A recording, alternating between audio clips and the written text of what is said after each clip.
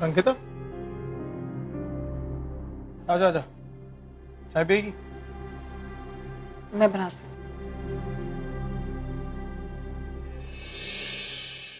हमरे को थोड़ा से कुछ कहना है। हमरे को तुम सभी लोगों से माफी मांगनी है। हम तुम बच्चा लोगों को पैदा तो कर दिए, लेकिन बाप होने का फर्ज जिंदगी में नहीं निभाया। उस सुकून की जिंदगी कभी नहीं दे पाए तुम लोगों को। बस जिंदगी भर दारू, जुआ, लोगों से मार पीट झगड़ा करना, में ही काट दिया। और ये वास्ते तुम लोगों को बहुत कुछ सहना पड़ा है अंकिता, लेकिन अभी हमें को सब समझ में आ गया। अपनी गलती का एहसास है हमरे को, और हम वादा करते हैं कि हम तुम लोगों को कभी शिकायत का मौका नहीं देंगे। तुम लोगों को सारा सुकून देके जो एक बाप देता है, जिंदगी भर और मरते दम तक प्यार करेंगे तुम लोगों को।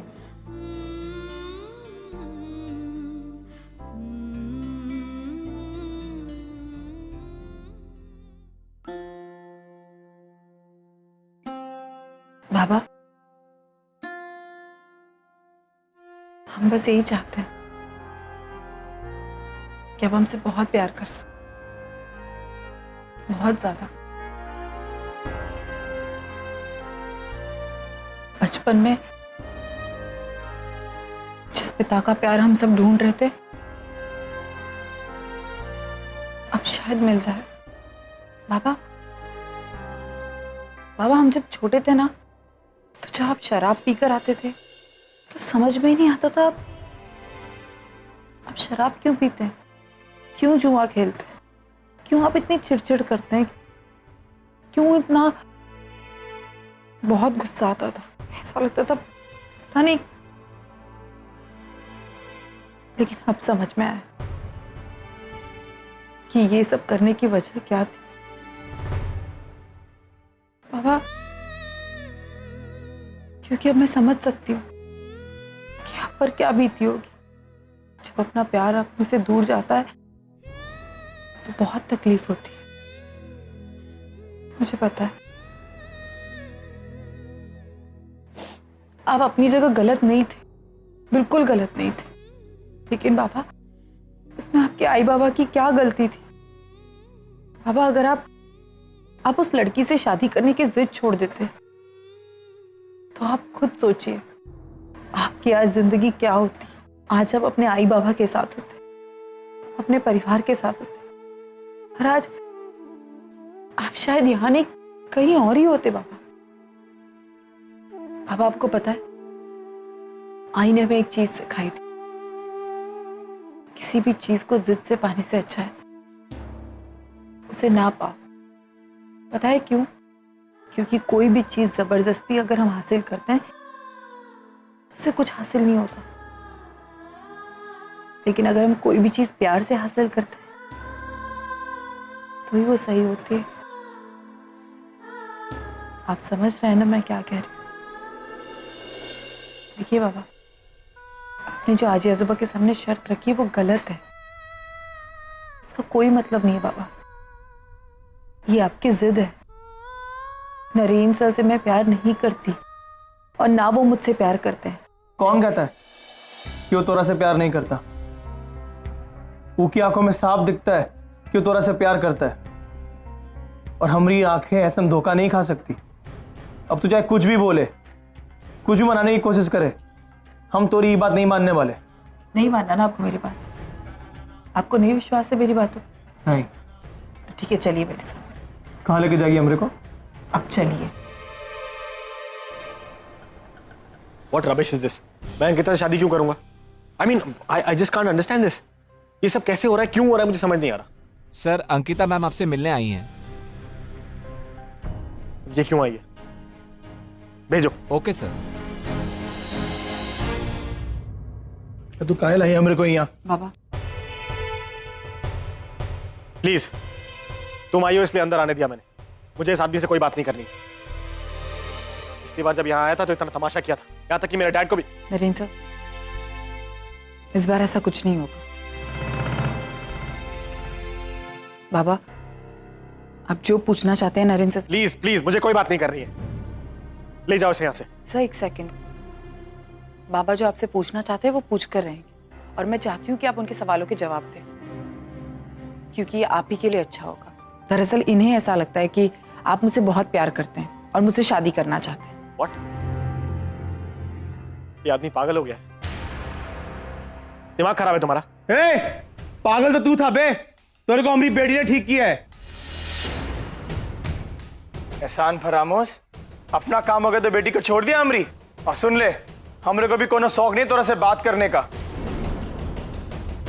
हम परी के आजोबा से बात कर चुके हैं, अब वो तय करेंगे कि कौनों से शादी होगी और कौनों से नहीं होगी। वो क्यों तय करेंगे? शादी मुझे करनी है, प्यार मैं करता हूं, मैं डिसाइड करूंगा। और आपको इज्जत दे रहा हूं क्योंकि अब परी के मामा है। हे बकलोल, बकवास बंद कर। बकवास कर रहा हूं, चलिए आपको दिखा देता हूं।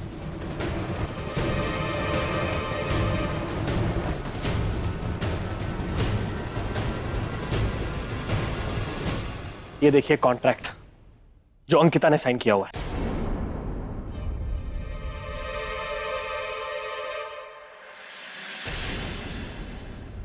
आपको हिंदी में समझा देता हूं, ये एक कॉन्ट्रैक्ट वेडिंग है। कानूनी तौर पर ये तब तक मेरी बीवी है जब तक मैं ठीक नहीं हो जाता। उसके बाद ये अपने घर और मैं अपने घर। ये लीजिए, आप ही की कॉपी है।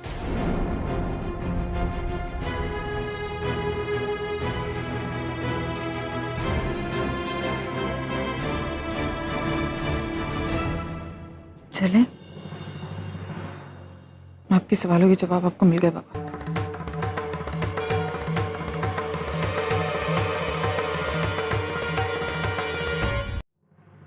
अब मिल गई आपको तसल्ली? नरेन साहब मुझसे प्यार नहीं करते बाबा। प्लीज प्लीज अपनी ये जिद भूल जाइए। नहीं छोड़ेंगे जिद। काहे छोड़े? हम जानते हैं वो तोरा से प्यार करता है, और ये भी जानते हैं काहे नाटक कर रहा है वो। तू छोड़, ठीक है? तू हमारी बेटी है, ऐसा नहीं कर सकती। लालची नहीं हो सकती तो हमारी तरह। हम जानते हैं कि तू पैसों के लिए शादी नहीं की है। कोनो और बातें तो छुपा रही है हमरे से। मैं आपसे कुछ नहीं छुपा रही, ना ही मुझे आपसे कुछ छुपाने की जरूरत है। एक बात बताइए बाबा, वो जो लड़की थी जिससे आप बहुत प्यार करते थे, क्या वो भी आपसे बहुत प्यार करती थी?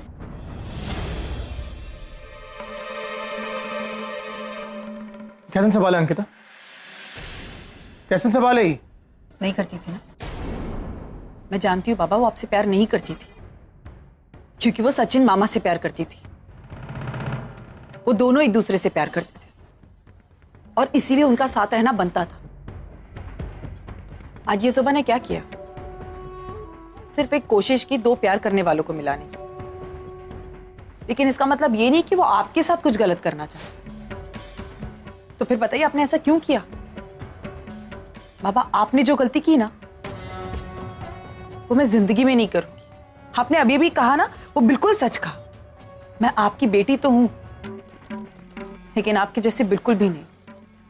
क्योंकि अगर मैं आपके जैसी होती ना, तो नरेन को पाने की जिद में मैं अपने आगे की जिंदगी गवा देती, जिस तरह आपने अपने 20 साल गंवाए अपने आई बाबा के बगैर रहकर।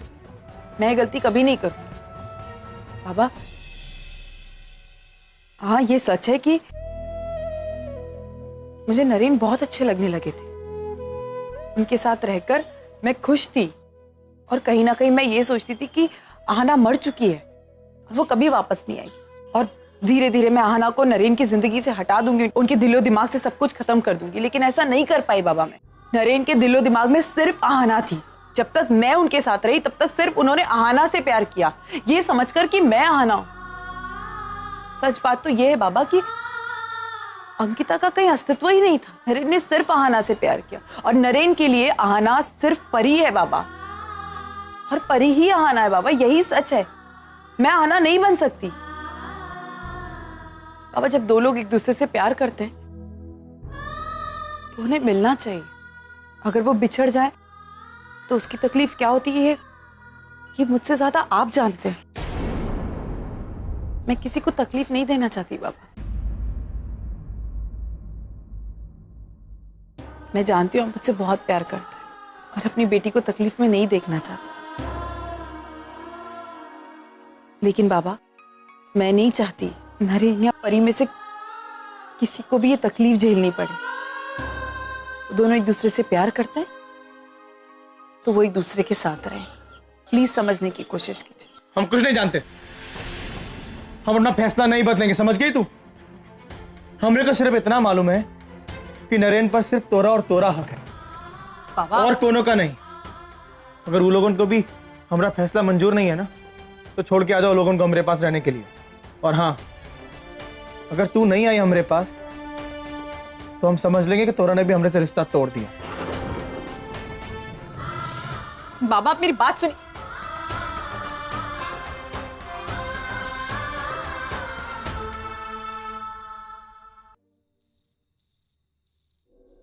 अंकिता, कहाँ जा रही हो बच्चों को लेके? हम घर जा रहे हैं हमारे। आई देखो ना, अंकिता वापस जा रही है। कहाँ कहाँ जा रही हो तुम? आजी, वो दरअसल आज मैं बाबा से मिलने गई थी। मैंने उन्हें बहुत समझाने की कोशिश की, लेकिन वो नहीं मान रहे, बिल्कुल भी नहीं मान रहे। और उन्होंने हमसे कहा है कि अगर आप लोगों से रिश्ता रखना है हम लोगों को, तो उन्हें छोड़ना पड़ेगा, जो कि हम नहीं कर सकते हैं, बिल्कुल नहीं कर सकते। नहीं अंकिता, तुम हमें छोड़कर नहीं जा सकती। यहां तुम्हारा परिवार है। और बाबा, उनका क्या? वो भी हमारा ही परिवार है। आजोबा, चाहे वो जैसे भी हैं, उन्होंने जो भी हम लोगों के लिए किया नहीं किया, हमारे बाबा है वो। और हम हमारे बाबा को कभी नहीं छोड़ सकते। आज उन्हें हमारी जरूरत है। और वैसे भी यहाँ से जाना ही सही है, क्योंकि बाबा ने जो जिद की है वो बहुत ही गलत है। और अगर हम लोग नहीं मानेंगे तो उनका गुस्सा, बहुत सारी चीजें बढ़ जाएंगी, इसलिए हमें जाना होगा। देखो अंकिता, सोहम इस वक्त गुस्से में है, नाराज है, इसलिए वो तुम लोगों को यहां रहने से मना कर रहा है। लेकिन देखना, एक दिन उसे अपनी गलती का एहसास होगा और वो खुद यहां रहने चला आएगा। देखो अंकिता, हमें तुम्हारी हर शर्त मंजूर है। तुम जैसा चाहोगी, जैसा बोलोगी, वैसे ही होगा। बस तुम लोग हमें छोड़कर मत जाओ। आसुबा, हम लोग गरीब जरूर हैं, लेकिन आज तक हमारे बाबा ने हमें जैसा भी पाला है, हम उतने में बहुत खुश हैं। और सच कहूं तो आज तक आपने हमारे बाबा से कोई रिश्ता नहीं रखा, तो हम लोग आपसे कैसे रिश्ता रख सकते हैं?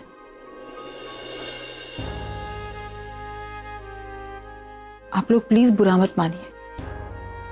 आज तक सिर्फ इसी चीज की कमी थी कि हमारे पास कोई ऐसा नहीं है जो हमें समझा सके, जो हम लोगों को इतना प्यार दे सके, एक परिवार।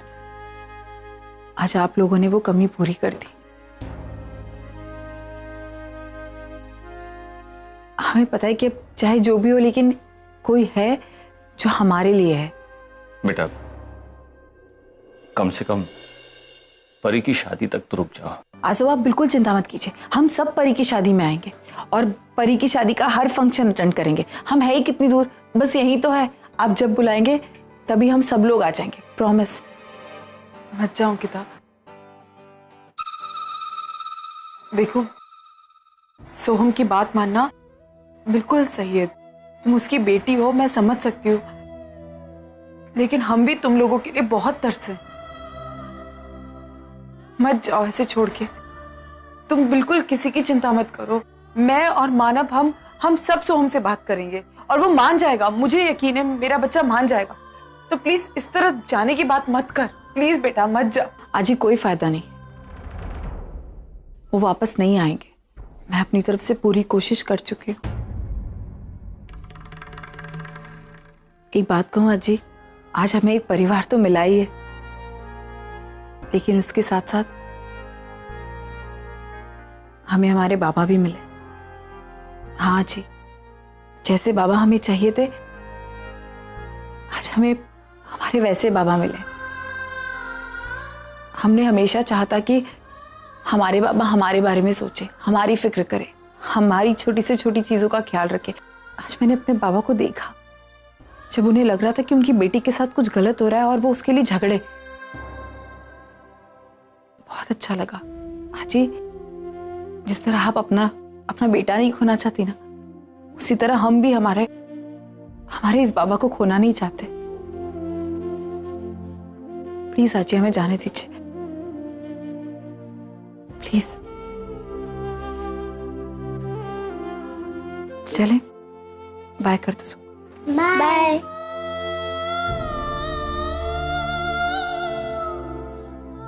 चलो।